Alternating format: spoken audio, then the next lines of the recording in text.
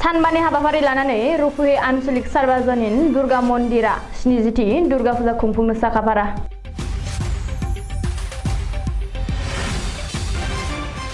बाक्सा जिल्लानि सालबारि महकुमानि रुपुहि हाथाइसालियाव थानाय दुर्गा मन्दिरा 1952 इं मायथाइयाव जागायजेननायनिफ्राय लानानै दिनैसिम 70 बोसोराव आगान होबाय। बिनिनो रुपुहि आन्चलिक सार्वजनिन दुर्गा फुजा कमिटिया 1, 2, 3, 4 आरो 5 अक्ट'बर गासै 5 साननि हाबाफारि लानानै मेहेरगोनाङै खुंफुंनो थाखाय साखाफारा जानायखौ नुनो मोननाय जादों। थांनाय बोसोराव मुलुगनां साग्लोबसारनाय कर'ना भाइरासनि थाखाय सरकारा फोसावनाय एसअपिनि नेमखान्थिखौ मानिनानै सोलिबोदोंमोन। देग्लाय बोसोराव खुंगासिनो 70थि दुर्गा फुजाखौ खुंफुंनो साखाफारा जाबाय।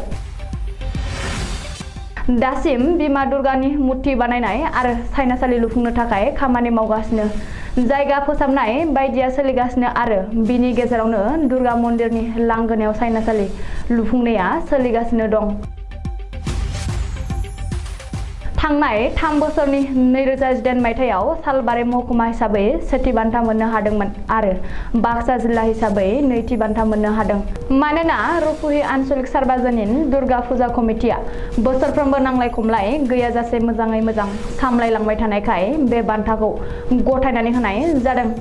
सिगां समाव सरकारनि सायख'नाय रुपुहि आन्चलिक सार्वजनिन दुर्गा फुजा कमिटिया सेथि आरो नैथि बान्थाखौ मोननो हादोंमोन होनना फुजा सामलाय आफादनि आफादगिरि बुन्देन सिंह बसुमतारी आरो गाहाय नेहाथारि परितोष पाल बिथांमोनहा फोरमायदों।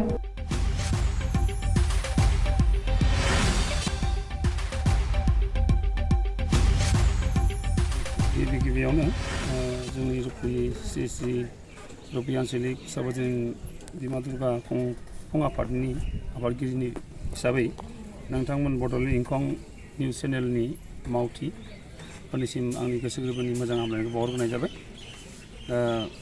फैगौ 70थि रुपुहि आन्चलिक सार्वजनिन श्री बिमा दुर्गा फुजाया 1 अक्ट'बरनिफ्राय 5 अक्ट'बरसिम सानबानि हाबाफारिजों गाजा गोमजायै खुंनो थाखाय जोङो लाहार फाहार खालामनाय जादों।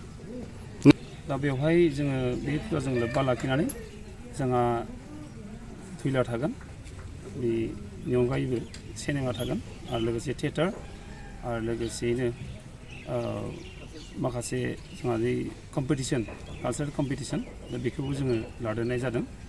दा बेयो जाहैगोन जोंहा 1 अक्ट'बराव गासैबोनि थाखाय अपेन कालचारेल नाइट आरो 2, 3, 4 बेवहाय जागोन जोंहा मोसानाय बादायलायनाय आरो 5 अक्ट'बर अदेबानि जोबथा सानखालि जोङो कालचारेल नाइट हारिमु मोनाबिलि खुंफुंनो थाखाय थाम थिम खालामनाय जादों। थांनाय बोसोराव जोङो जोबोद दुखुनि खोथा कभिड-19नि थाखाय जोङो नांगौबायदि जोङो खुंफुंनो हायासै।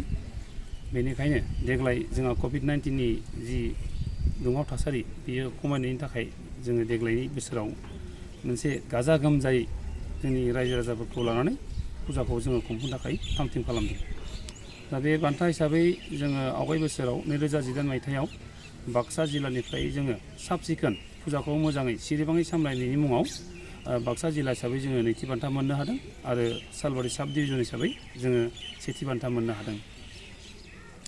दा मेसेज हिसाबै बेनो, जोङो गुबुन बोसोरफोराव जिबायदिहाय फुजाखौ खुंफुंनो सानदोंमोन बेबायदि हायाखै। बेनिखायनो जों देग्लाय गासिबो रायजो राजानि मददजों जोङो देग्लायनि फुजाखौ ग्रोम ग्रोमै खुंफुंनो थाखाय थाम थिम खालामदों। बेनिखायनो जोंनि रुपुहि हालामनि अनगायैबो जोंनि साखाथि फाखाथियाव थानाय गासिबो रायजो राजाफोरा जाथि धोरोम बोरनो जेबो बासियालासे लैहोर लैहोर फैनानै जेन जोंनि बे बिमा दुर्गा फुजानि हाबाफारियाव बाहागो लाफैयो आरो बे हाबाफारिखौ जाफुंनायाव जोंखौ मदद होयो। बेनि थाखायनो आं गासिबो रायजो राजा बिथांमोनखौ खावलायबाय। পোনপ্রথমে ৭০তম রূপহী আঞ্চলিক শ্রী শ্রী মা দুর্গা পূজাৰ কমিটিৰ তৰফৰ পৰা বড়োলেণ্ড ইংখঙক ধন্যবাদ জনাইছোঁ। লগতে আগন্তুক শ্ৰী শ্ৰী শাৰদীয় শ্ৰী শ্ৰী মা দুৰ্গা পূজাত আমাৰ এই ৰূপহী বজাৰত উদযাপন হ'বলগীয়া যি দুৰ্গা পূজা, এই দুৰ্গা পূজাত সকলো ৰাইজক জাতি ধৰ্ম নিৰ্বিশেষে সকলক আহি যোগদান কৰিবলৈ আহ্বান জনোৱা হ'ল। কাৰ্যসূচী মতে 5 দিন। প্ৰথম দিনা আমাৰ মুকলি সাংস্কৃতিক সন্ধিয়া থাকিব।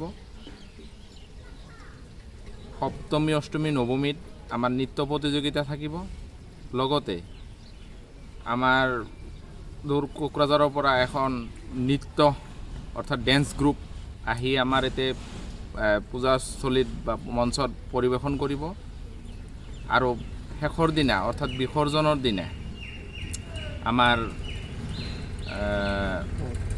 গায়ক গায়িকা থাকিব, সাংস্কৃতিক সন্ধিয়া হ'ব। আমাৰ এই পূজাটো 1952 চনৰ পৰা আজিলৈকে অৰ্থাৎ 70 বছৰত ভৰি দিছোঁহি। এই 70 বছৰত আমি এইবাৰ জাক জমকৰে কৰিম বুলি ভাবিছোঁ। আমি এইবাৰ আমাৰ যিকেইখন গেট হ'ব, গেটকেইখন চব লাইটিং গেট দিছোঁ। লগত পেণ্ডেলতো মানে পেণ্ডেলটো অলপ আগত কৰি এইবাৰ অলপ উন্নতমানৰ পেণ্ডেল কৰিছোঁ।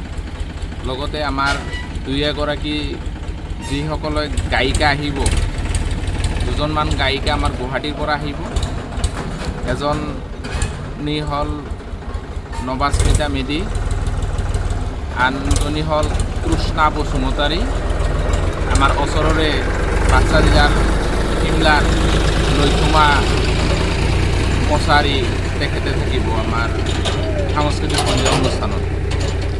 আমাৰ পেণ্ডেলটো বনোৱাতে মোটামুটি 15 দিনমান লাগিব পূজাত। অৰ্থাৎ আমি 30 তাৰিখে আমাৰ এই পেণ্ডেলখন সম্পূৰ্ণৰূপে বনাই দিব বুলি যিজনে বনাই আছিল তেখেতে কৈছে, বা আমিও তেখেতলোকক কৈছোঁ যে মোটামুটি 30 তাৰিখৰ ভিতৰত আমাক ক্লিয়াৰ লাগিব। কিন্তু